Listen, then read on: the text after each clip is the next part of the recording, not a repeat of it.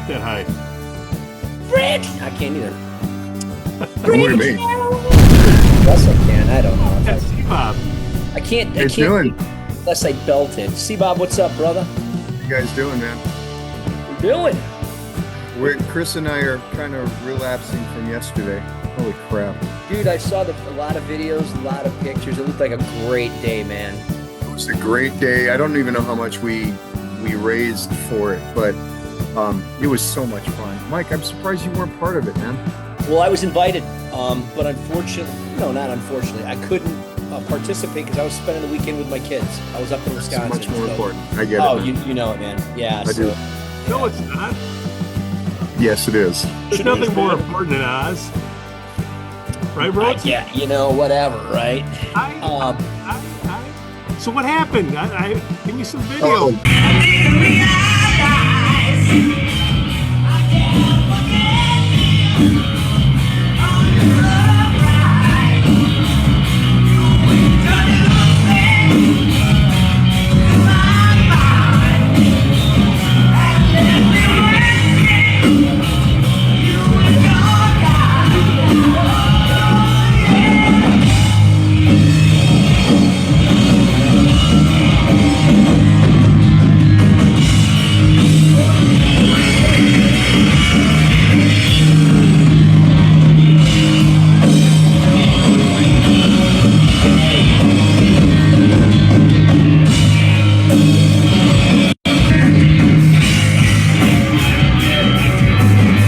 So there was a tribute, Pete Durbin, a drummer in my band, singer of an Ozzy tribute band of mine, and Elise McLearen, who sings for My Metal Heart, organized a charity for McCurry's Children's Hospital. And it was an Ozzy Osbourne celebration. So we did all Ozzy songs. It was probably about 30 songs with about, 30 musicians, Chris? Yeah, about that. Yeah. It actually ran... it actually ended a half hour early. So, Mike, you need to take some lessons from Pete on organization on that. But it was great. It was at the Vixen. Wait a minute.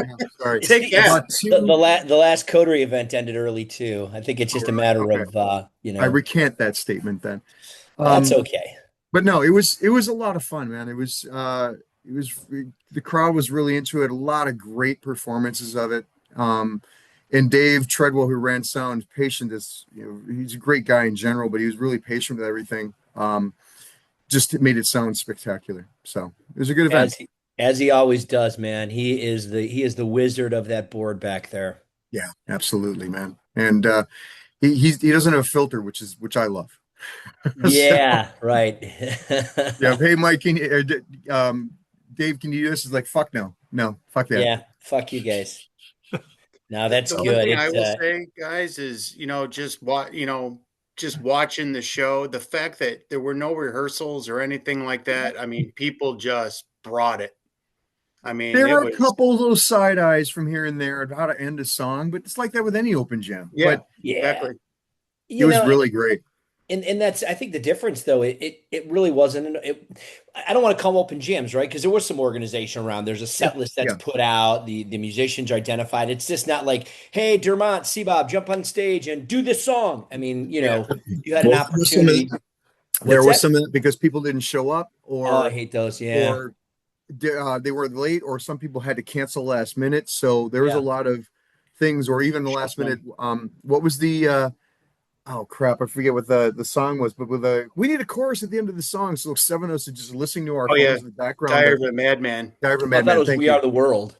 No, well, that's next time. But we're just listening to, okay, it's 1 2 1 2 3 4 5 1 2 3 5 6 7, and we just trying to figure it out like literally 30 seconds before we were trying to do it. Right. But it was pretty well set up. That's Pete awesome. and Elise did a great job of it. And a lot of communication, not to say you don't, Mike, but along your lines of it.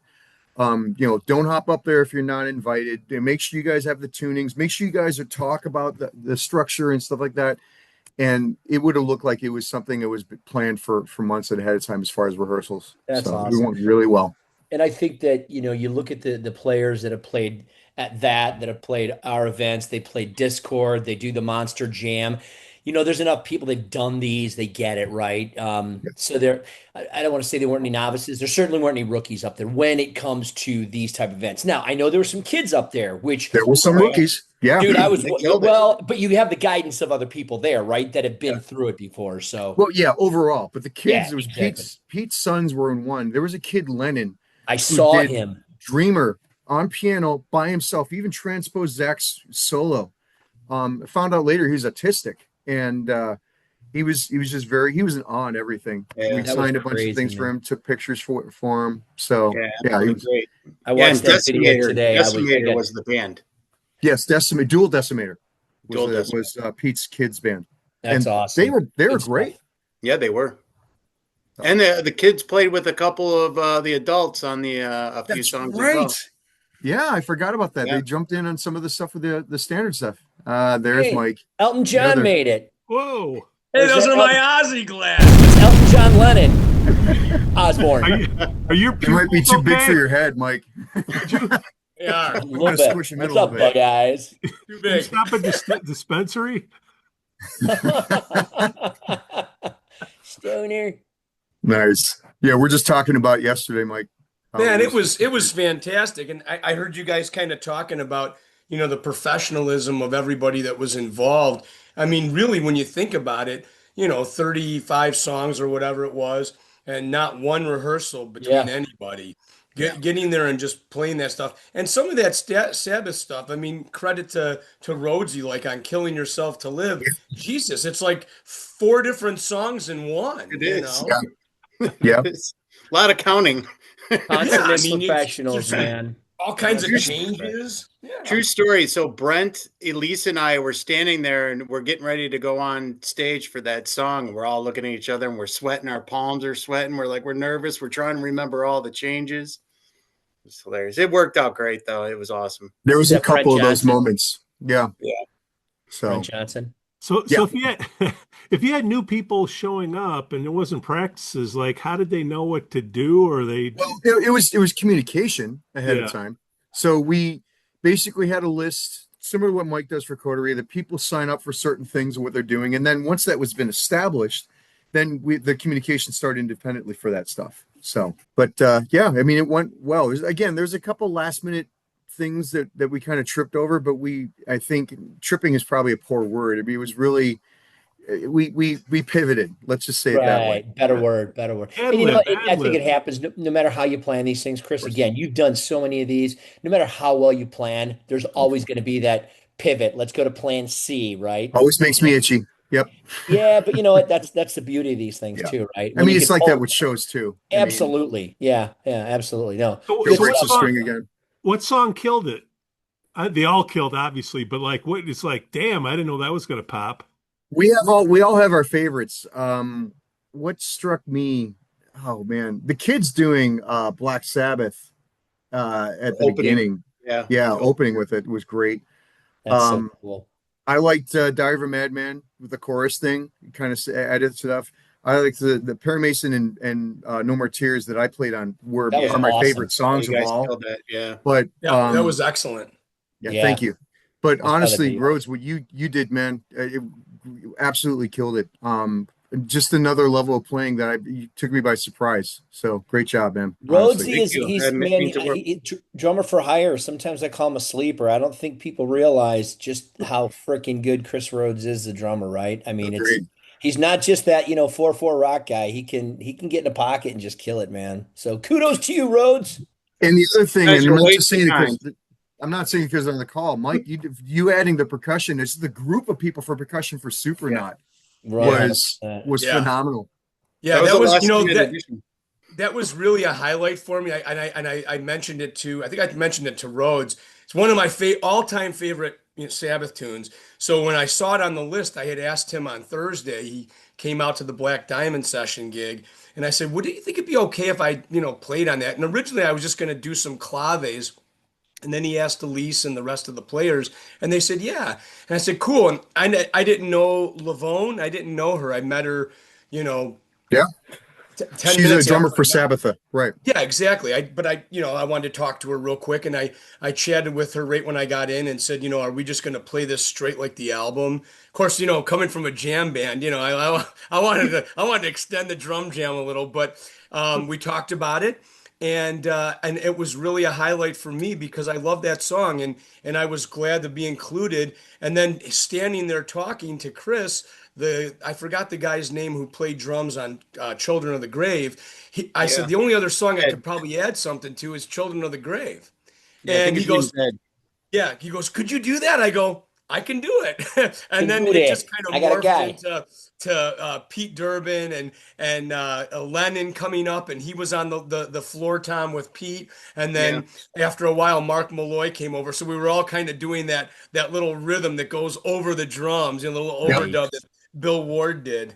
That was drummer, Eddie too. Weber Eddie Weber was on Children of the Grave. Eddie Yeah, Weber, yeah. where's he Yeah. from? I don't even know the name. Wasn't he part of Pete's Diary for a while there? No. No. No. No. Where's he from, Chris? Do you know? I'm trying to. Is he a young guy?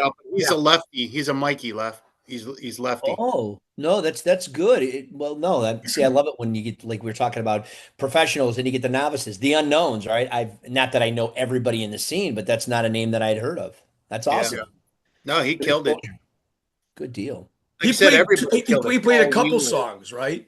Didn't Yeah. he do Sabbath, Bloody Sabbath? He was played the the last last three. three because of Yeah. the stuff going on with the being left-handed drummers. But he's in Yankee Cowboy. I'm trying to think what else he's in. Well, I'm a Yankee Doodle cowboy, a Yankee Doodle do or die. This is what happens when we get dead air with Mike's on the call. That's Great. right. Well, while you're looking shit up, man, I gotta keep this thing going. Gotta keep it rolling before our Well, guest gets here. There was a lot of highlights, and I agree that No More Tears was great.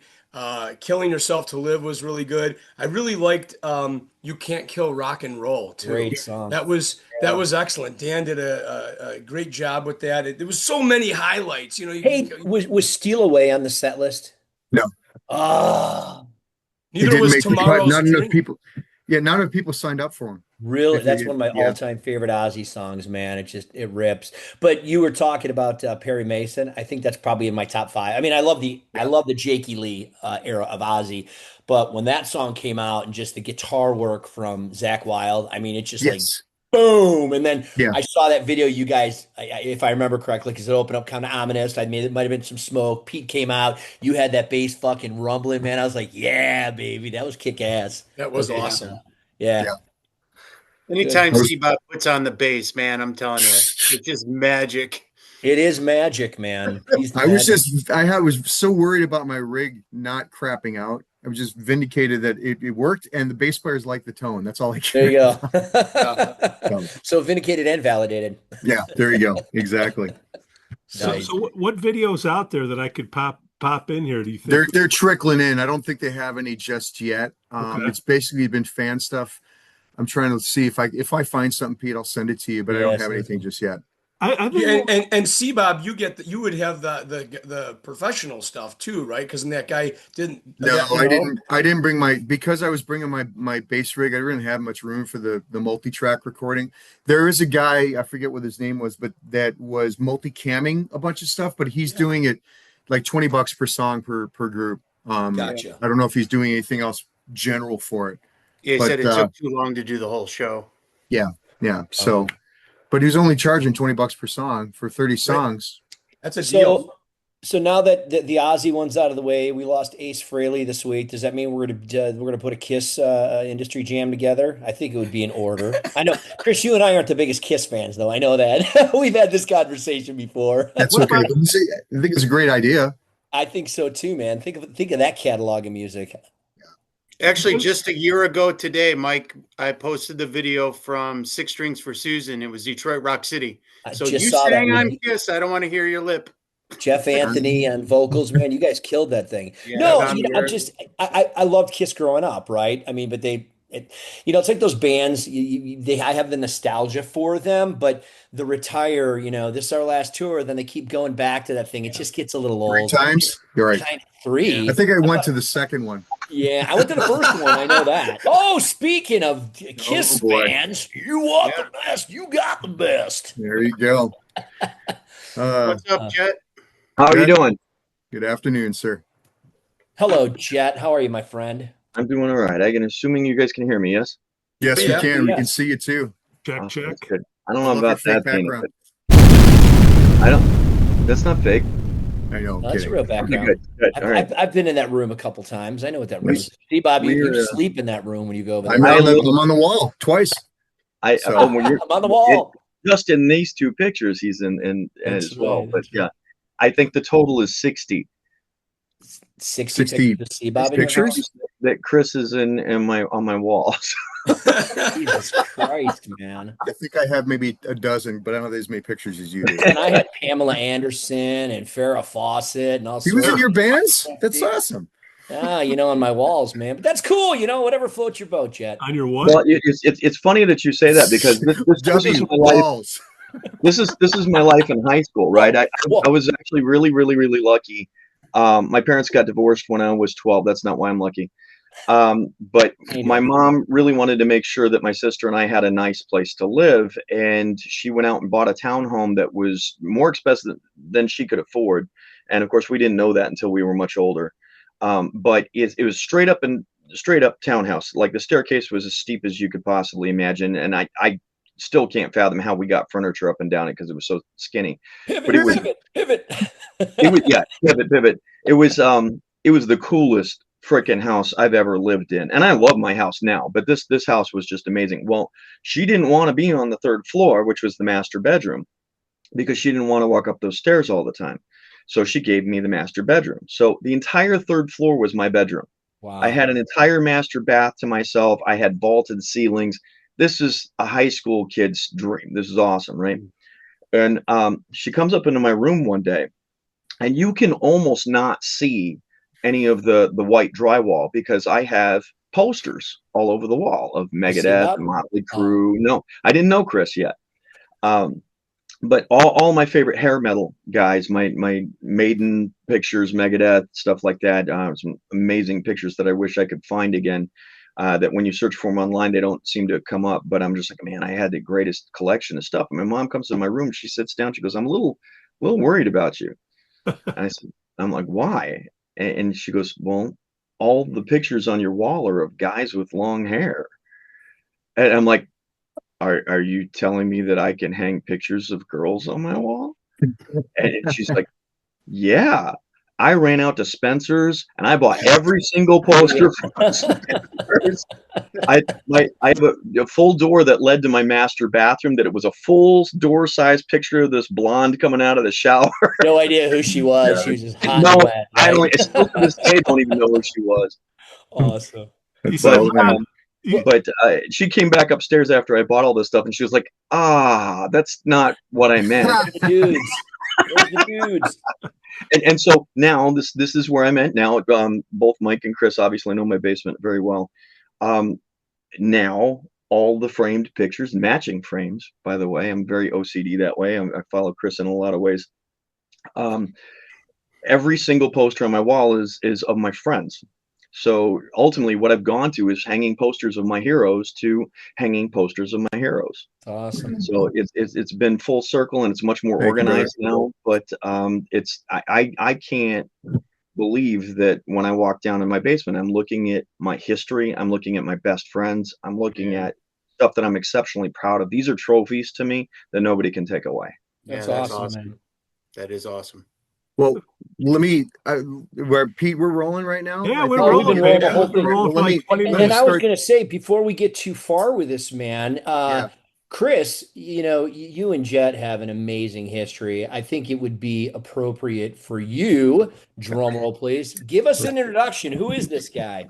So, a guy that a 5'9" center that hails from Tucson, Arizona, traveled the world with his original band Scared of Heights. He also did a bit of touring with Up With, what was it? Jet? People. Up With People. I've been in no less than 72 and a quarter bands with the guy. I call him my best friend, ladies and gentlemen. This is my friend, bassist, musician, Jet. Extraordinaire. Yay! Wait, you guys don't have clap tracks?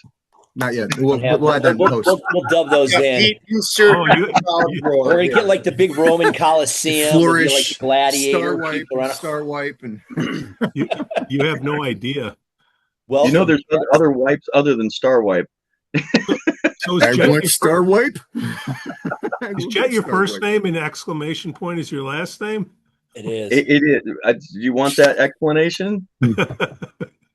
Jet is my Oh, initial. okay.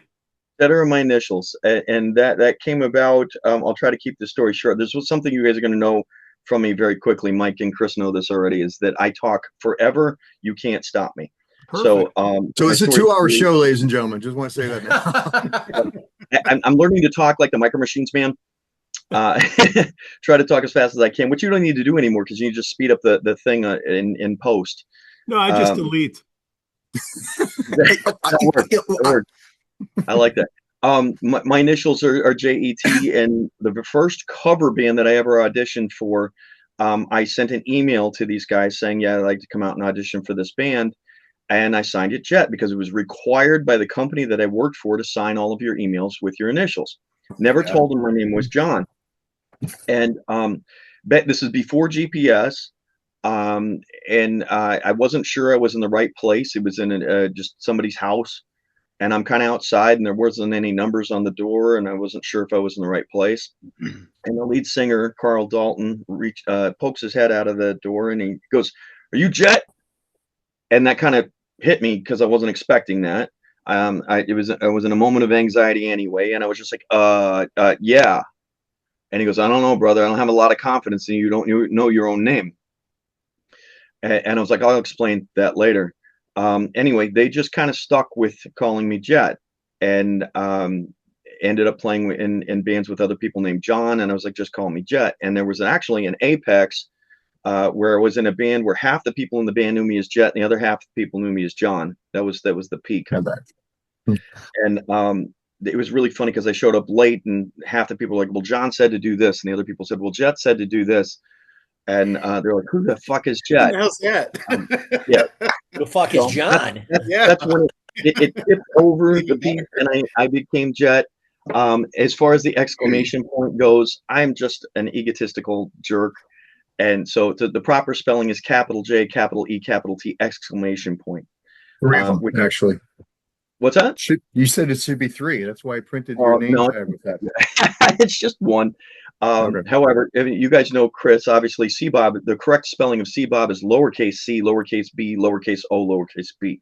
And he No will spaces. correct you if you if you put a capital C, B-O-B, he will lowercase that. Or fuck. space He's it. done it to me That's right. at least You know how 50 times. you make calls or put a fake email to realize where the ad things come. That's Yeah. how I identify my true friends. So That's how you That's know. right. That's right. You wouldn't believe how many people walk up to me and call me Jet. And I do that too. I immediately go, this person doesn't know who I am, which is good because that relieves me a little bit. Then I don't have to remember what their occupation is and what their kids' names are, because I'm like, they obviously don't know me very well. Yep. But Jet, And the but whole Jet, reason why it's Jet is because Facebook requires you to have a last name. Right. And when I first joined Facebook back in the MySpace days, I tried to put it as just Jet, and it just kept failing. And I actually was able to get Facebook on the phone, which you can't do anymore. And I was like, I'm going to these pages, and Cher, Sting, and Madonna don't have a last name. And they're like, you're not Cher, Sting, or Madonna. And I'm like, Or Prince. touche.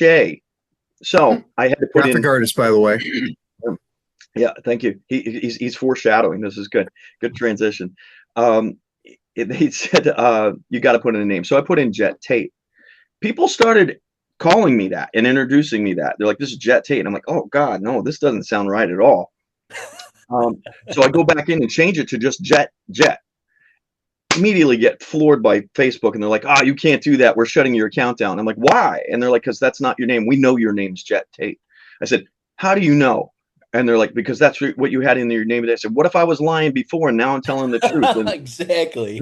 and they go like, "You have to show us proof." And I'm like, "What kind of proof do you need?" And they're like, "A driver's license." Chris, I'm a graphic artist. I'm like, I can get you a driver's license in about 30 seconds. So I give them a driver's license. Jet.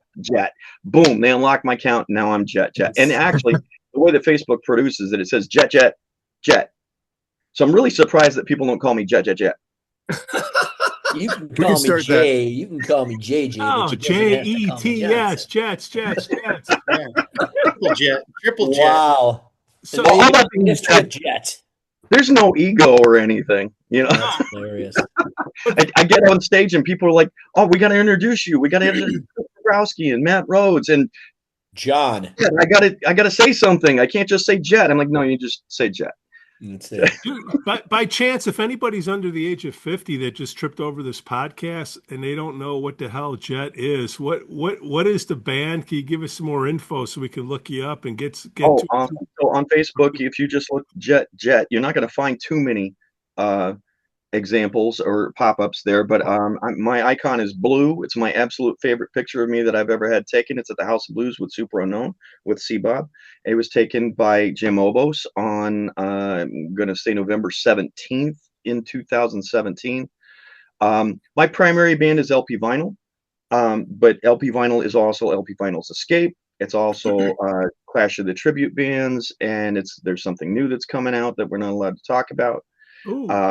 But the band I've been in the longest, I've been in 13 years now, is Super Unknown, where Chris Bobrowski, my best friend, is our lead singer. 14. And what's that? 14. 14. 14. Oh, wait, no, you were the initial bass I think player. You're 14. I'm 13. I'm 14. Yes. I wasn't apt Boys, no fighting. I was second. I will tell you this, in my experience, because Chris and I have been friends for 19 years now. And all of the times that I have ever challenged him on something, I think I've been right maybe two. No. Don't get me started in the 91. I do want to tell that story at some point. Yes, 91 is a great story. I can't do it. No, I'm never right with him. And the times that I'm right, oh my God, I let him have it. I'm like, I'm documenting this. Can you say it to the camera? Because he's almost always right. But I do believe that the band is 14 years old and I'm 13 years old. And there's also two more. Don't forget the other two. Yeah. So Super Unknown really is 10, which is Pearl Jam. Super Unknown obviously is Soundgarden and Chris Cornell. All things Chris Cornell. We're 10, which is a Pearl Jam tribute, and we're also No More Faith, which is a Faith No More tribute, which I'm promoting because we have a show next Thursday. Nice. That being only plays maybe once a year, so it's a big deal when it comes up. And this year's an even bigger deal because we're playing Angel Dust start to finish. And if you're not a Faith No More fan, then you're not going to know this, but this is what's crazy is in our normal set list, our normal once a year show, we play half of Angel Dust anyway. The other half, there's a good reason why we don't play these songs. And we agreed to do this show probably 9 months ago. And of course, none of us decided to learn these songs until a month or two ago. Oh God, if we had waited this week, Mike, we would be in trouble. There is one song in particular called Malpractice. All of us, we're in the rehearsal. We got one rehearsal left, and that I guarantee you that's going to be the whole focus of that rehearsal. That song is messed up. It's in timing wise 5, 6, and 7, 8, and it doesn't make a lick of sense. And I can tell you, we did a special Super Unknown show at the Rock House. Probably this year, I think it was earlier this year, where we played a whole bunch of new songs that were really challenging to us that were not in our normal repertoire. And we still had 2 or 3 songs to go in the set. But as soon as we finished that new song, we all kind of put our instruments down, gave each other a big hug. We're like, we did it! Oh my God, I can't believe we did it. This is going to be exactly that, especially after we finish Malpractice. And I have great faith, no pun intended, that we're going to get it done. We're going to do it right. The talent in these bands is just insane. And as you ask me to say who I'm with and how can you find me, I don't play with anybody who is just not through the roof. And that's not my ego. That's not my choice. That's a blessing that I have, that I was given gifts that allow me to play with people who are that amazing. Back in 2006, I was leaving Jessica Robinson's band. And Jessica Robinson, who was on Rockstar NXS, was auditioning for Fuel, which is where Austin's Fuel Room got their name, because they were holding the auditions to replace the lead singer of Fuel. And they built the room, and that was the first thing that they were doing with that. Actually, I think they still had that in the old room, right, Chris? That started, yeah, actually was in the old room. But they named the new room after Fuel, the band, because of that audition. Well, Chris and Jessica became friends at that point. And it's still in the old room. And Chris and I we still argue about this. However, I am right about this one. 91. No, I'm right. I have proof. I've shown you the proof too. I even made a poster for his 50th birthday that has the date on it and everything. I think you doctored it. Going. Jessica Robinson's band was playing on stage, and Ether, which is Chris's original band, was playing the following weekend, and he came to drop off flyers to try to get people from our show to come back that week. Well, he came up and watched part of the show, and when we got off the stage, he came up and he goes, "Hey man, you're a really good bass player." And I don't know Chris at all at this point. And I'm like, "Thanks, man. I really appreciate it." And he goes, "No, seriously, from one bass player to another." I'm like, "Oh, okay. Who do you play with?" And he's like, "I'm in Hairbangers Ball." I'm like, fuck. I really should have known that. I've been trying so hard. They had ads out constantly to have a sub bass player in Hairbangers, and I really wanted to be in Hairbangers, so I should have known who Chris was, and I didn't. And it kind of made me feel bad. But I came to see Ether the following week, and was really in love with the band. I was like, this is fantastic. It's all original stuff, and it was really well written. And I was really impressed with the musicianship. Obviously, Scott Bond on guitar and Arn Nordenson on drums. Went to high school with Arnie. I can't remember the name of the guy. That's right. You did, Scott. I forgot that, Chris. Yeah, I grew up with Arnie. Oh, did you? Yeah, love Arn to death. I do. Awesome drummer. Yeah, incredible. But introduced myself to him really at that show, and we exchanged numbers, and he gave me one of the demo CDs of the Ether CD. It was not quite done, and definitely was not tracked the way the final version was. He gives me this CD. I go in my car, I put it in my car, I got a 6-disc changer, I put it in there and forgot about it. And my wife and I are driving around one day, and the song just kind of pops up, and we typically, try to call out what we're listening to, of course. So with six, I can't say it, 6 discs, it's not that hard to pick out who you're listening to. You pretty much know who the 6 artists are. And the song comes on, and we're like, this is really good. I don't know who this is. This is weird. Like this, I don't think I've ever heard this, and it's really good. So I finally pull it out, and I'm looking at it, and I'm like, oh my God, you're never going to believe who this is. And she's like, who? I said, this is Chris's band. She goes, who's Chris? I said, we just went and saw him play it at Austin's last week. And she goes, oh, okay, that's cool. So I started listening to a lot, and I'm a jerk when it comes to original music. I have so many friends and so many peers who write music, and they want you to listen to it, and I'm not going to listen to it. It's like, you really got to fight me to listen to it. And I'm the same way. I'll hand you my disc. I've got probably 400 songs that I've written that are studio quality songs. I give them to my friends. I don't expect them to listen to it. They're not going to do that. It's not something they had any part in. Unless it's something that hooked them for some reason, they're not going to listen to it. I just don't listen to these things. Anyway, I started listening to this stuff a lot. I'm like, this is fantastic. And the next thing I know, I get a phone call. Actually, I got a text. I got a text first from Chris saying that he and his girlfriend at the time, Julie, were pregnant. And I was like, oh, wow, I barely know this guy. And he sent me this note. That's awesome. Writing back, congratulations. And then I think we bumped into each other once that I can't remember.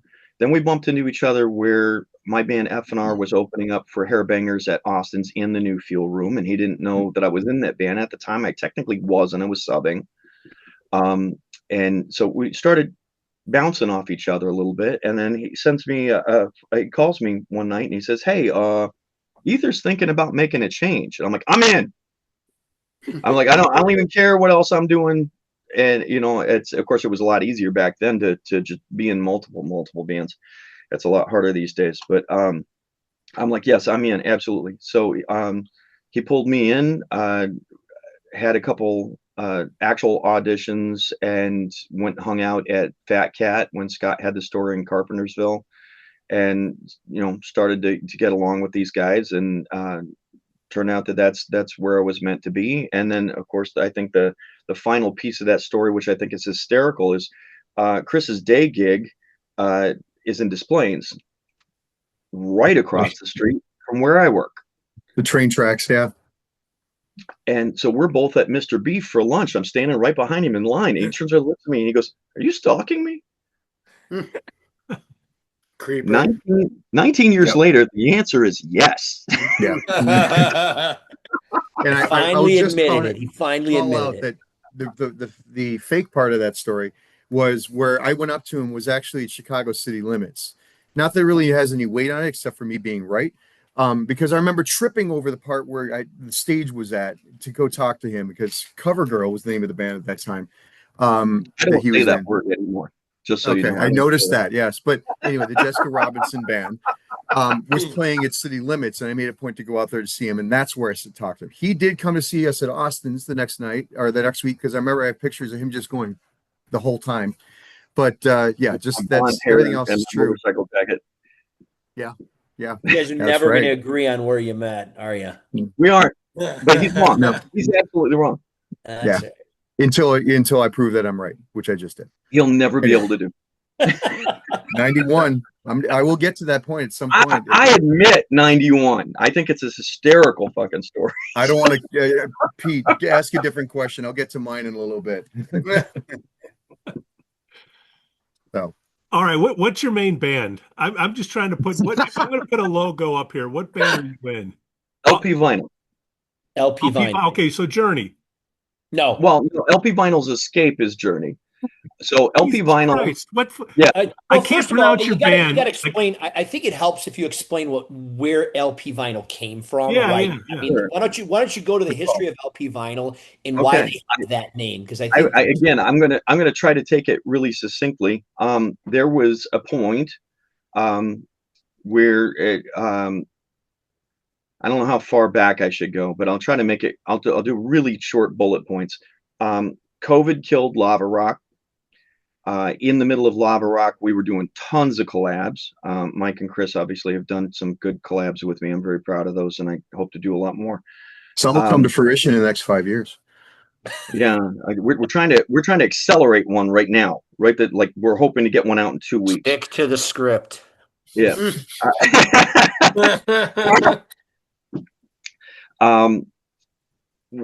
Chris and I formed Pandemonium out of a collab.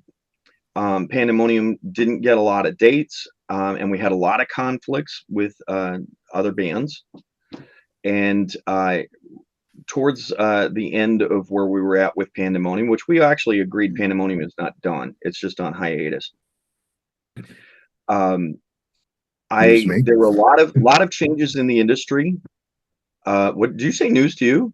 News to me. Go on. No. We went and had a meeting at Fuller House in Hinsdale, and we all agreed this together.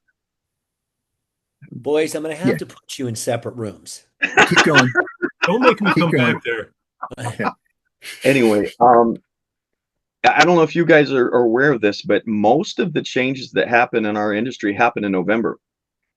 Like every November, I kind of sit back with popcorn and we're like, all right, what's going to happen now? Right? Like there's always a shuffle, or there's a breakup, or a band gives up, or people switch members. It's all sorts of exciting stuff that happens in November. Anyway, this happened in November, and we didn't have a lot on the calendar, and we were still kind of recovering from COVID. And during COVID, Bill Dixon got sick in Lounge Puppets, and I ended up playing a ton of shows with Lounge Puppets. Dave Mikulskis, I always struggle with that. Mikulskis was having his surgery right at this time, and I ended up playing a ton of shows with Hi-Fi. And there were some shows where I was simply playing while Tyler sang to give Dave a break. And there was a ton of shows that we played that Dave was out because of the surgery, and Tyler was singing and I was playing bass. And then there was a small period of time where Tyler wasn't there at all, and it was just me. And right about this time, there was the big shakeup with Aura. I was actually at Aura's last show. I was in the audience with Nick Cox, and we were watching them play. And as soon as they got done, it was a weird show to begin with, because Mike Gerbitz was on drums and Len Shalacy was on guitar. But Pete gets right off the stage and walks right up to us and goes, "Yeah, they just fired me." And I'm like, Pete Greco, mind you, by the way. Yeah. What? Right. Pete Greco. You said, for those who didn't know. I was like, just like right now or before the show? And he goes, "Oh, before the show." And I was like, "And you played the show anyway?" And he goes, "Yeah, these people came out to see me." And I'm like, "All right, cool. That says something." Anyway, all within the same week, I got offered Tyler's spot in High Infidelity. Pete says, "I'm going to create this new band that's going to be classic rock. You're my bass player." We're still having these talks about Pandemonium. And someone else who I'm not going to mention offered me a position in their band. And it all happened in the same week. And I'm just like, wow, okay, this is crazy. I got to make a decision. And there weren't easy decisions by any stretch of the means. But we formed LP Vinyl. It was originally called... Oh, that's right. I forgot about that. It was like Jukebox something. I can't remember exactly. I have it written down somewhere. I keep all that stuff. Like, I know where I met Chris and all that stuff. And Pete says, "Okay, it's going to be Mike Gerbitz on drums, John Craig on guitar, and Mike Vermelin from Pandemonium on keys." And I'm like, okay. So we have a couple rehearsals. We get some demos made.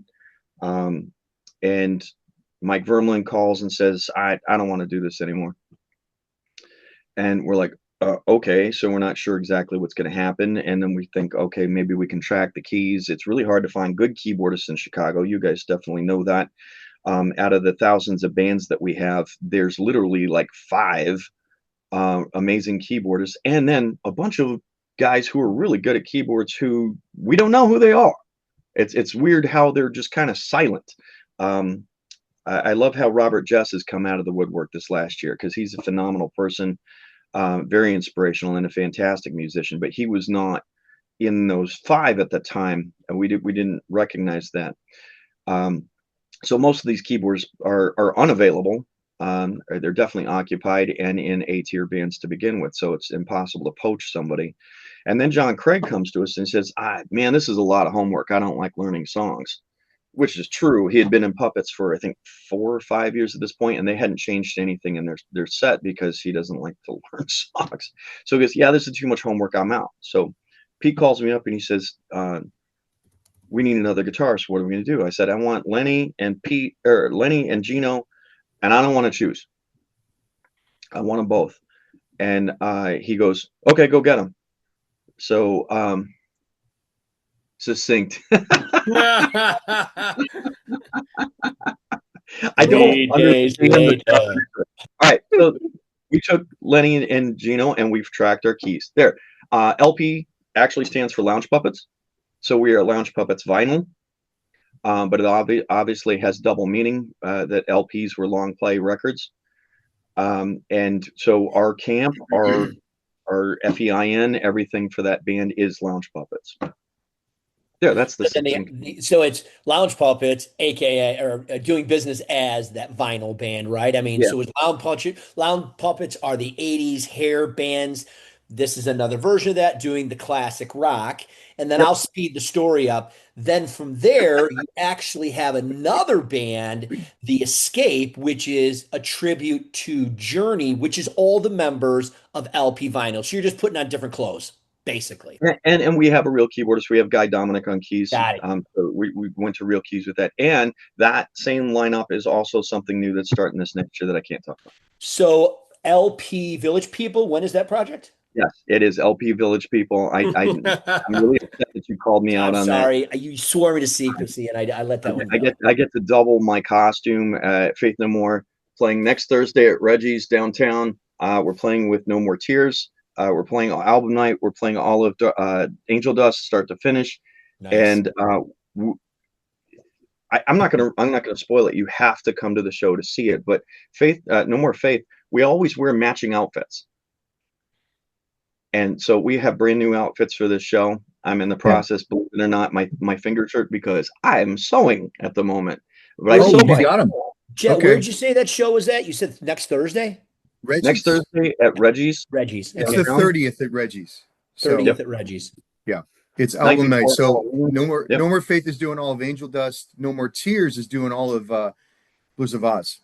Okay. So I get a double duty as well as Pete I was going to say, so you're up there all night, right, cbob? and John. Actually, 4 of us. Yeah, we're up there all night. Yeah.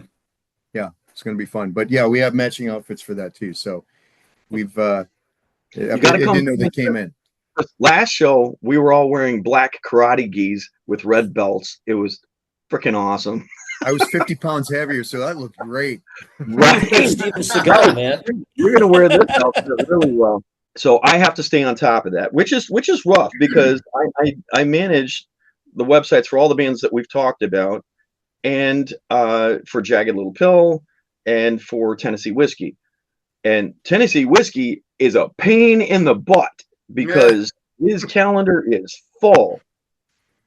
And so every time he's got something that's on there, I have to create a website entry. I've got to create a Facebook piece of art. I've got to create a full 11 by 17 poster.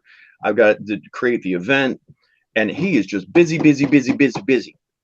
So it's like staying on top of all that is quite problematic. So, Pete, if there's something you can't find, let me know. No, all good. Let's talk Journey. Why did chicks like Journey so much? Do you not like Journey? I'm not a chick. He's not a chick. Well, I was about to say we're going to go into a syllogism, right? Go. So, like, all chicks love Journey, therefore, all Journey fans are chicks. Yeah, right. And wear brown shoes. You catching on there, Pete? Pete, you're not a Journey fan. Compared to what? You know what I mean? It's what I'm trying to figure out is you want to have an event, you want chicks to show up, do Journey. I totally get it. I'm trying to understand why they like them so much. We had Superfan April Love on, and we had 20 minutes of why she loved Journey. Is it those 8th grade dances and the slow dances? Is that what did it, or what? Well, I can say this: that 90% of their hits are ballads. And that makes it difficult for us to put on a 2.5 hour long show because half of the show is slow. Mm-hmm. However, their ballads are freaking amazing. Something that we state during our show, something that's part of the show, is that we talk about how Journey never had a #1 hit. Open Arms got to #2. The album got to #1, but they never had a #1 hit. Why people like it, I got to tell you, it's one of my favorite bands to tribute. I've been in a lot of tribute bands in my time period. I've done Pink Floyd, which was amazing. We're obviously doing the the Soundgarden, the Faith No More, and the Pearl Jam. I've been in a Godsmack tribute. I was in a Queensryche tribute. I've done a lot of different tribute bands. I got to tell you that doing Journey it's a lot of fun. I mean, their songs are just so well written. And that's not to down any of the other stuff that we do, because I'm just so blessed to get to do what I do in general. But Journey songs just are so well written. And I don't think that it's a girl thing. I don't think it's a slow dance thing. I think that, they had talent. And I think that talent really does trump a lot of things. I mean, you listen to a lot of the music that's come out in the last, I guess, roughly 30 years, but you're really talking like genres of music and what's happened in the music industry and how things are recorded and how things are absolutely perfect and they're quantized and they're auto-tuned. And you go back and you listen to bands like Journey, they're not auto-tuned. Mm-hmm. They were probably recorded all their instruments at the same time. Right. So when you listen to this stuff and it's just dead on, frickin' perfect, it's because of the talent level. And then you put the songwriting into that as well. There's just something magical for me. Anything, honestly, 70s. I think everything was better in the 70s. I think that rap was better in the 70s. I think country was better in the 70s. I think rock and roll was better in the 70s. And of course that bled into the 80s, but as soon as the 80s started getting mechanical and synthesized and fake drums and stuff like that, I think it lost a lot of things, and a lot of the music became so one-dimensional where the bass was playing exactly what the guitar was playing, and then the keyboard came in and played exactly what the guitar was playing. It got really thin. And you listen to things like what Neil Schon and Jonathan Cain wrote, there's nothing simple about it. It's complicated, it's colorful, and yet it's easy enough to understand that somebody who's not a musician can sit there and sing along with it and bond with it. So that's the long answer to that. I actually would love to go back and watch April Love's interview. I didn't know that she was on. I got a question. I just want to. I want to say something before they answer the question, though, because I think when you think of Journey, they're a timeless band, right? I mean, why do people? And I'm not just going to say women. Why do people go to see a Journey cover band? Because you can relate to it, man. It takes you back to a period of time. Now, the caveat to that is, and this I'm going to give a lot of credit to Jet and the boys. They do a fucking great job of covering Journey. And not just the musicians, I'm going to give props to Pete Greco. There's a lot of bands that go out there and cover Journey songs, self included.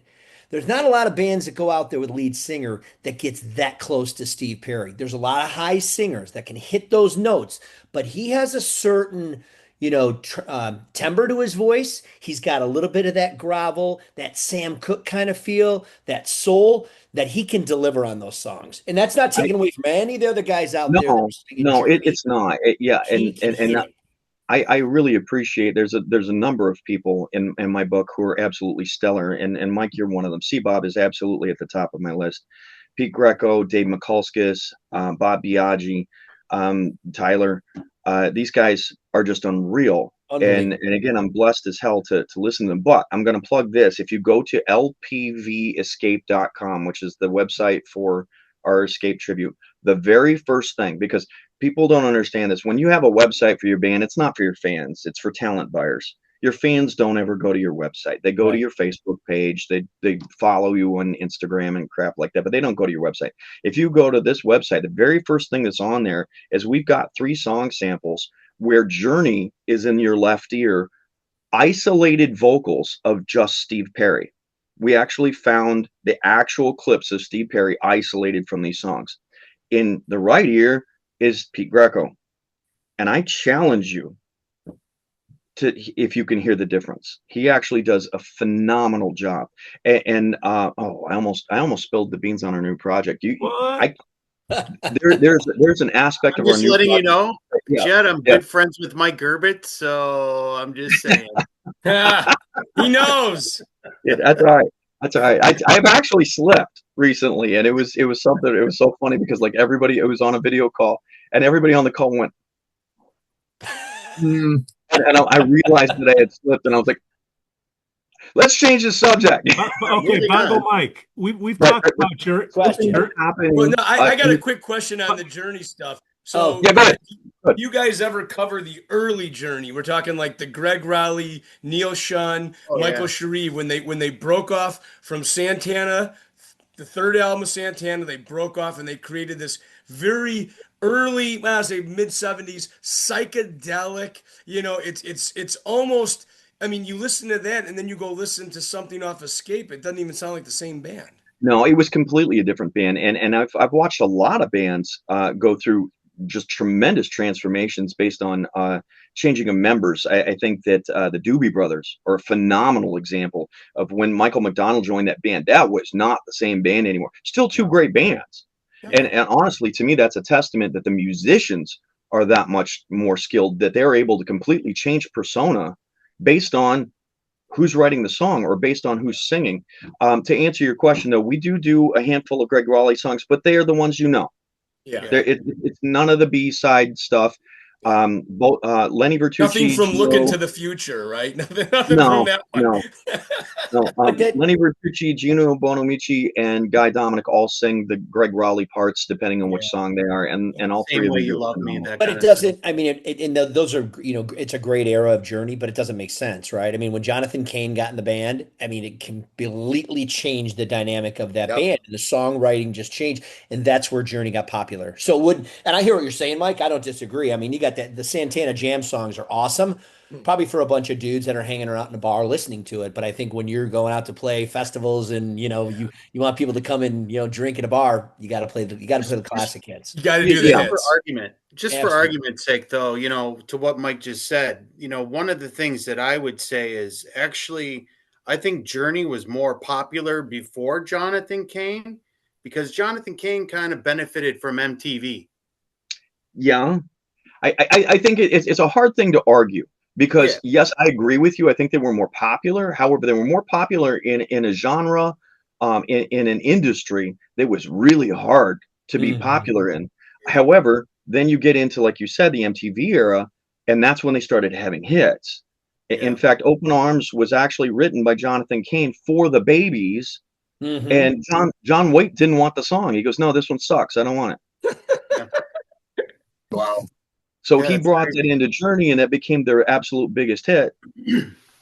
But I agree with you. I think one of my favorite stories about that time period was REO Speedwagon was on tour. And this was in a time period that we all wish we could go back and be part of, where they had A&R reps and a budget, and you could have 2 or 3 albums before the company dumped you, and you were just hoping for something to stick. And REO Speedwagon's touring clubs like we play. And all of a sudden, I think it was in Memphis, if I recall correctly, they show up and they're in an arena, and they're like, "What? Are we opening for someone?" And they're like, "No, you're headlining." And they're like, "Why are we playing a room this big?" They're like, "You're sold out." And they're like, "What are you talking about? Like, your song is #1 song in the whole country." They didn't even know. Wow. So it's like in that time period with the industry, to be as successful as you're saying Journey was in that time period, that's an achievement, because that's organic. And to be able to do it without MTV, to be doing it without payola, and having the record companies tell you what's going to be played at rush hour at 5 p.m. And God, I don't even know how to describe what the industry is today. It's just stupid. I mean, those first Journey albums, right? They were bang, bang, bang, bang. The first 3, or after they got Steve Perry, the first 3 after that just. Yeah, I don't know if you guys ever saw the Dan Rather interview with Steve Perry. I threw a link in the chat that you might want to share with that, Pete. If you have not seen it, watch it. It's amazing. Steve actually talks about the hits of Journey and what they meant to him and how they came to fruition and stuff. But that's just a snippet of the hour-long interview. But I advise anyone who's watching this to seek that out on Access TV, I think it was. And it gets a lot more to the point of that. But I'm going to watch it right now. Pete, I want to go on record by saying this is the most we've ever talked about Journey on one of your podcasts. You know how many chicks are going to watch this podcast because we're talking about Journey? Yeah, I think what we've already talked about on this is that the songwriting's great. The girls love it. They're going to sing along all those songs. And if the crowd is a lot of girls, you're going to draw a lot of guys. Where am I going to go? Right? Am I going to go? I'm going to put on my therapy hat, and I'm going to think that when we get off this call, that Pete's going to close the door and he's going to put headphones on and he's going to listen to the entire Escape album, start to finish. And he just doesn't want to tell us. I love this stuff. I think there are a lot of bands we've talked about. There are a lot of bands that are out there covering it. But, it's timeless music. I mean, that's why they're doing it. And people love it. And it sells. And that's what it comes down to, I'm just going to go on record by saying Friction is playing this Saturday at the Broken North. And we will have a Journey song in our set list. Am I right, Rhodesy? I'm not playing on it. Yeah, but it's in there because you practice. Wheel in the Sky? That's actually I know which one it is, Mike. Yeah. Actually, it's one of my favorites, actually. I got a show that night, so I can't come, but I would really like to be there. Oh, it's 3:00 in the afternoon, so Really? Yeah. Perfect. I might be able to sleep at 8. You didn't know this? Dude, it's in my contract. I got to be off that stage by 7 and at home with my warm milk and cookies. No, that's John Braun. So I beat him out of there, by the way. I was the car in front of him, so I technically left him before John Braun yesterday. All right, Jed, anyway. You don't like our questions? I think Bongo's Mike has better questions. I got a bunch. I was going to turn around on Pete before you throw me at Mike. I want to know something from Pete. What's your favorite band? Mine, Pixies. No kidding. Yeah, they influenced. Jesus Christ, how many bands? He influenced Jesus Christ. You didn't even hesitate on that, man. No, he did not. We Pixies. share a brain. No, Jack Black. All day All long. right. Before we go to Mike, I'm going to commandeer here. So, Chris Rhodes, what's your favorite band? That's tough. Probably Pantera. Nice. Love it. Mike? Come on. Really? Dirty. No, I'm kidding. Y&T, baby. Oh, yes, I should have. Yeah. Okay. Yeah. Minichetti. I should have just guessed that right out of the Yeah, I gate. should All right. probably just say Dave Menichetti is my favorite musician. Bob? You know mine. It's Soundgarden. There's stuff here, right there. So I love Can't it. see it though, really. Yeah. All right. And Mike, Bongo. Bongo. Dave Santana. Coulier, also known as I know him. Santana. Is it really Santana? No kidding. 100%. call Yeah. that. I mean, I thought it was Grateful Dead. Yes. I love it. I mean, I love it. I can tell you the first time I saw Santana, I had 10th Road dead center at Poplar Creek, 1984. And he would play there every year, and he wasn't a big draw. He didn't have Supernatural hadn't come out. He hadn't had a hit. You know, the people that were going there were primarily Mexicans and me. And we went, and no offense to the Mexicans. I thought you were Mexican. None You're taken. all Mexicans. My stepdaughters are half Mexican, so I hope they heard that. Is it the top half or the bottom half? But I it's don't know. true. I would go to Right these side, left concerts. side. There was a lot of Latinos, right? So whatever. And I went there, and I remember sitting there dead center at Poplar Creek, and I remember my jaw dropped because I never saw a band play 3 hours straight with high energy, nonstop. You know, it was just all rhythm and, you know, long jams. And I was hooked. And then as a, you know, whatever, I was in freshman in high school or whatever, I had to go back and start digging into those albums.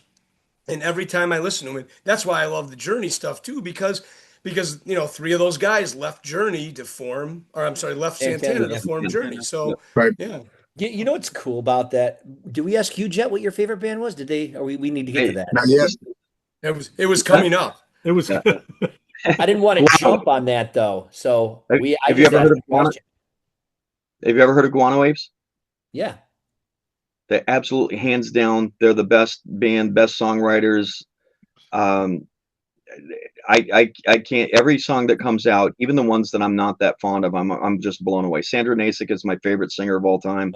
It just blows my mind. I've heard the name of the band, but I've never heard one of their songs. I've Give never. it a listen. will- You'd like it, I Mike. will send you Both you links. Guano Apes song. And I've heard of them. But yeah, I'll have to check it out. Yeah. Bongo Mike. All right, we're ready for these. Are quick questions. Rapid Jet, so we fire. gotta be succinct, man. We gotta get quick answers from you. Hold up your phone, Otherwise you're Chris. gonna get the screen from cbob, so it better go. Actually, Fire 'em up. you All should right. probably, here's the thing. You should probably, Jet, write down the answer. I'll answer for you. You hold up the paper. Oh, That that's would be great. That's That good. would be Do I have great. paper? This is I'm a like a digital game guy. show, right? Isn't there a game All right. show, Newlyweds or something they do this? All right, here we go. Well, the first right. one's gonna be. I just have to ask the question because I love the movie. What's the story behind Mallrats behind you? Oh, that's, Okay. don't we have to work tomorrow? Yeah. Okay. So this is not a rapid fire question, but I will say this. Chris and I started a band on 4/11/14 called Shapeshifter. Probably the best project that we've ever created. Amazing band. We had $18,000 worth of moving lights and 3 movie projectors on stage with us. Absolutely just through the roof. We had a 3-foot drum riser. It was a show. Nellie's bought And- the driver razor from us, by the way. Yeah. Even Yeah, they deal. did for quite a while.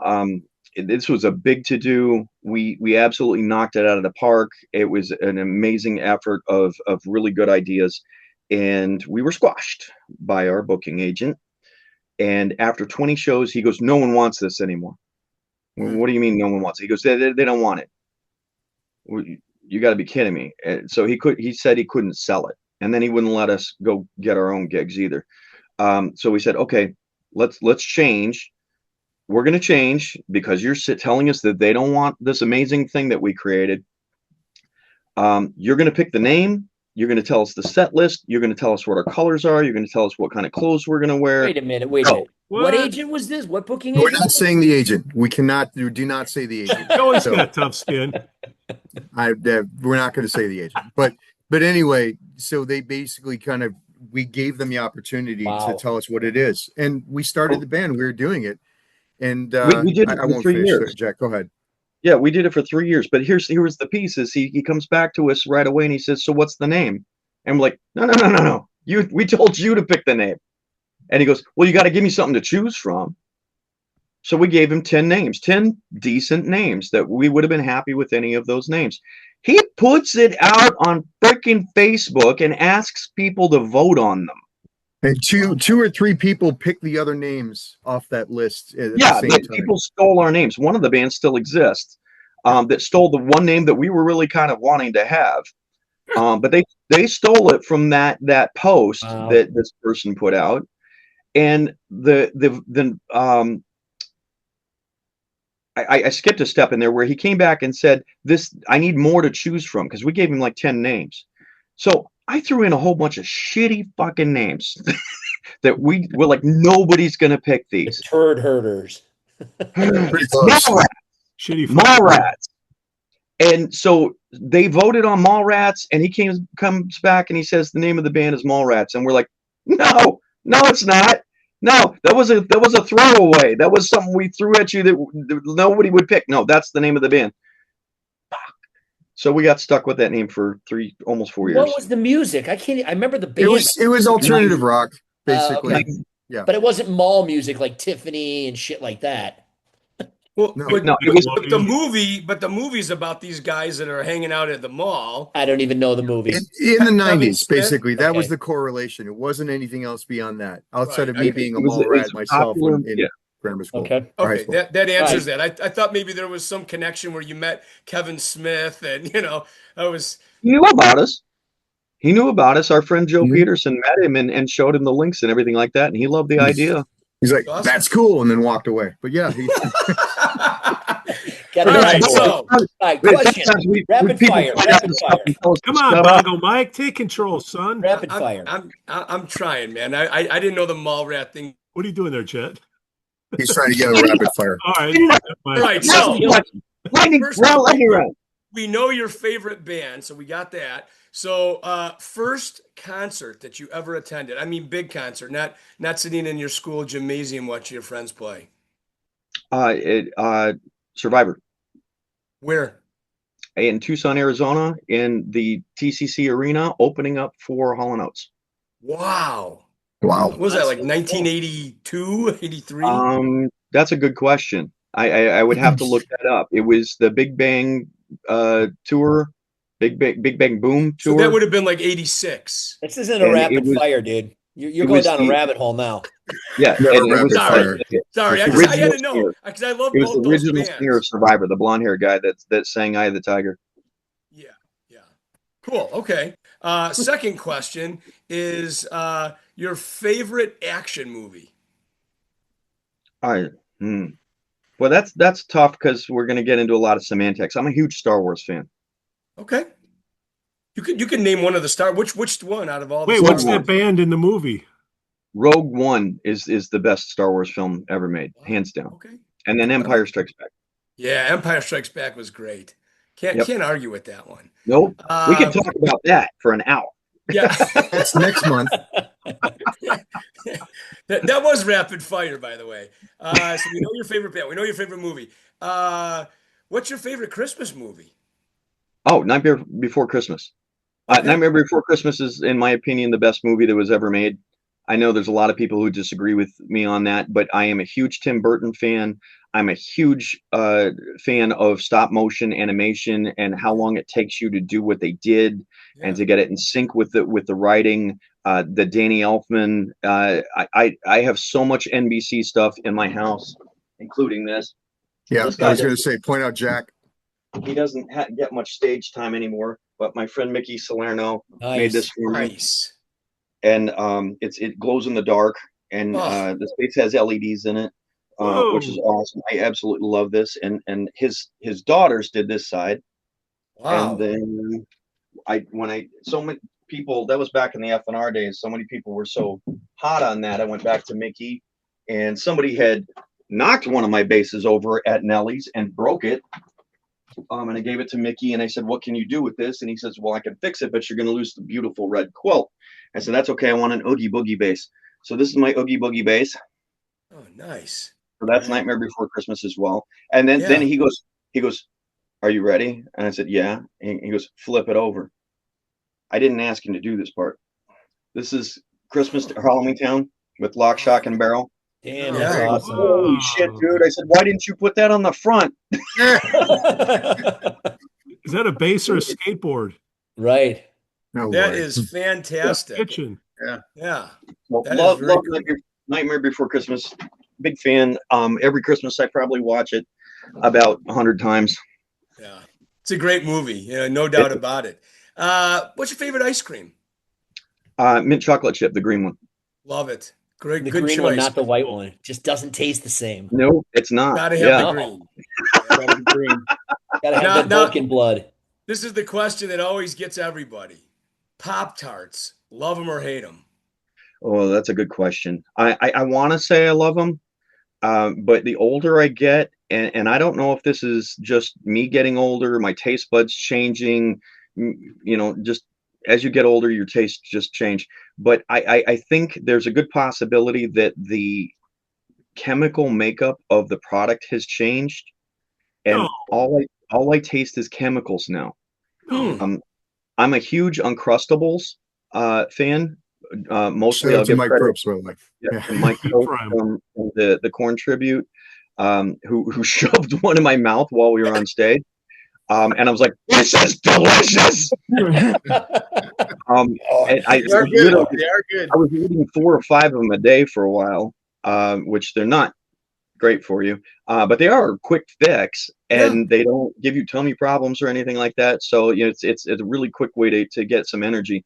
But it got to the point where all I can taste is the chemicals, and I feel that way about Pop-Tarts. So I love Pop-Tarts. I love the idea, but when I bite into them, I taste chemicals. So what's your favorite memory of your favorite Pop-Tart? Were you dancing to a Journey song? Oh, No, I was slow dancing. I was locked Like a in 9/11? in my own room with the headphones on, and Open Arms was playing, and Sika? I licked it a lot. Oh, no. What was your at the No. time then, Pop-Tarts, yes or no? The follow-up question is, what would be your favorite flavor then? To I be know honest, it's not. It's not maple syrup. Sorry. Chris knows me really well. The only thing I don't like food-wise is maple. And likewise, Chris has an aversion to eggs. So, but yeah, maple is not my favorite, and I deal with it. Like my favorite food is breakfast food. I love going out to breakfast restaurants, and of course, you walk in and it smells like maple. I just tolerate it. I'm not allergic to it. It doesn't make me throw up. I just don't like it. What do you put on your pancakes? Butter. Powdered That's sugar. Butter. Like, does that tell you the quantity? Butter. He's blowing That out his distortion audio, was not man. added It's in crunchy. post, by the way. Can you bring me the whole block, please, and don't give me that peel crap? Yeah. No, I would have to probably go with strawberry, not frosted. I'm so intrigued. JETS, Jets. What shows you got coming up? Your show comes out a week from today. Well, this Saturday I'm playing in Beloit, Wisconsin with my band Stiff Kitty. Kitty is this Saturday in Beloit, and then we're doing the Faith No More thing at Reggie's next Thursday, the 30th, and then Saturday, November 1st, we're doing the Escape show at Bub's in Germantown, Wisconsin. So we got 2 Wisconsin shows coming up. Then what's going on here? Then Super Unknown, we're playing in Dubuque, Iowa at the Q Casino. So you'll see both Chris and I there for that. That's 10 Chicago, by the way. It's not Super Unknown. What? Oh, you heard it here first. Yeah, Are good you thing we had sure? you on the show. Yeah, we'll Chris, talk keep about this it on guy Thursday honest. practice. When did that change? Because I see that on our calendar it says 10. Mine says You that guys just too. have to flip the set list over, right? I mean, you got this set list. You got Super It's Unknown. just you flip it on the other side. But There you go. Blotto's playing with us on that day. Do you have too. any 2026 shows you want to talk about? I'm not allowed to talk about the 2026 shows. All right. We'll leave it there. JETS, Jets. Where do we send people they want to book you guys? Well, that's a great question. That's why I asked it. So, you said you couldn't find some of these URLs. So LPV Escape LPvinyl.net. Okay, got it. Send them there. Then super-unknown.com, 10chicago.com. Those are the ones that you need to pay attention to. Okay. I'll leave Ether alone. What's I that can't main even... Jet one again, Jet? I think We that's a don't. good way We don't. I got it all in the chat, guys. Yeah, we don't know when Ether's Oh, going to thank play you. again. To be honest, I would love to have Chris and Scott and I sit down and write new material. We've talked about it many times. The last album that we did came out in 2009, so it's almost 20 years old. I'm very, very proud of that album. I'm very grateful that I got to be part of it because a lot of that stuff was already done before I joined the band, and they let me retrack it. Which is a whole nother story in itself, which is awesome because they didn't tell me who tracked it. So I just assumed it was the guy who was in the band before me. And I took a lot of liberties. And it was funny because like I was alone in the studio with Scott Bond, and Scott never said a word to me that I was changing his bass lines. But I'm also very proud to say that every single track that I did on, there's only one track on that album that I didn't do. And I honestly can't remember which one it was. But every single track on that album I did in one take. Awesome. Well done. Yeah. Phenom. All right, let's go down the line. Get Arnie back. Give me a call, man. I would love to jam with you guys. I would love to sit down and have dinner with Arn too. He's just kind of off the map. Yeah. I saw him a couple weeks ago, but we'll talk about that later. Ain't none of us getting any younger on this show. Mikey Dermont, what do you got coming up? Well, I know this show's gonna air after this weekend, but this Saturday, Friction is getting back together to do a one-off reunion show at the Broken Oar, 3 o'clock to 6 o'clock. It's an afternoon matinee show for all kids. No cover charge. Gonna be a great day. Really looking forward to getting back together with Jose Guevara, Bill Covert, Len Gorka of the band Rock Brigade, Jeff Schwartz, founder of the band Friction, myself. It's gonna be a great afternoon. Rhodesy, drummer for hire. You were busy yesterday. What else you got coming up, and how do people find you to book a drummer? Well, on Facebook you can find me. Also, I'm gonna do a couple songs with Mike if he allows that to happen. Damn straight. Yes, you are. And then other than that, I got something coming up next month, 11/23, with Good Country at Sohopped. I think Very it is. nice. Are you guys going to play Good Country? Yeah. No bad country, just good country. No bad country. Bongo Mike, you got a 3-hour set list that you play 4 songs. What do you got coming up? I do. I'm playing on Friday, but this will happen after it. So Friday at Station 34 with the Mosquitoes, but then November 8th at Sundance Saloon, and that'll wrap it up for us for the year. Then we'll kind of retool and start looking at another 5 songs to cover for 2. Bongo shows just go right into the next day. So he actually you get 2 events with Bongo. You start on Friday, end on Saturday night. cbob, what about you, my friend? So I'm actually off for the bye week. So this won't air. So I might come to your show, Mike. My Mexico trip's been canceled. So as Jet said, I've got No More Faith and No More Tears. I'm going from singing to bass that night at Reggie's in the Rock Room, the small one off the side on Thursday. It's a whole album night, October 30th. Then I got Sundance Saloon of Rock Brigade for Angie's birthday on the 1st. And then as I'm informing Jet right now, we have 10 Chicago show with, I forget who else, but at Q's Casino in Dubuque, Iowa. And then I go to Disney World. Nice. So, yeah. Goofy as Orlando. I don't know. She's going to set that up. But yeah, that's it for me. Awesome. Boys, thank you for hanging with us and tongue in cheek on all this. What a blast. Another great episode of the Hogpod, local music, Chicago podcast. Yeah. Boys, stay loose. Thank you, Pete. 91. Thank you, guys. Plans. Oh, yeah. You're going to have to ask about that later. Thank you, Pete. Thank you, everybody. All right, guys. Take care, Jack. You guys.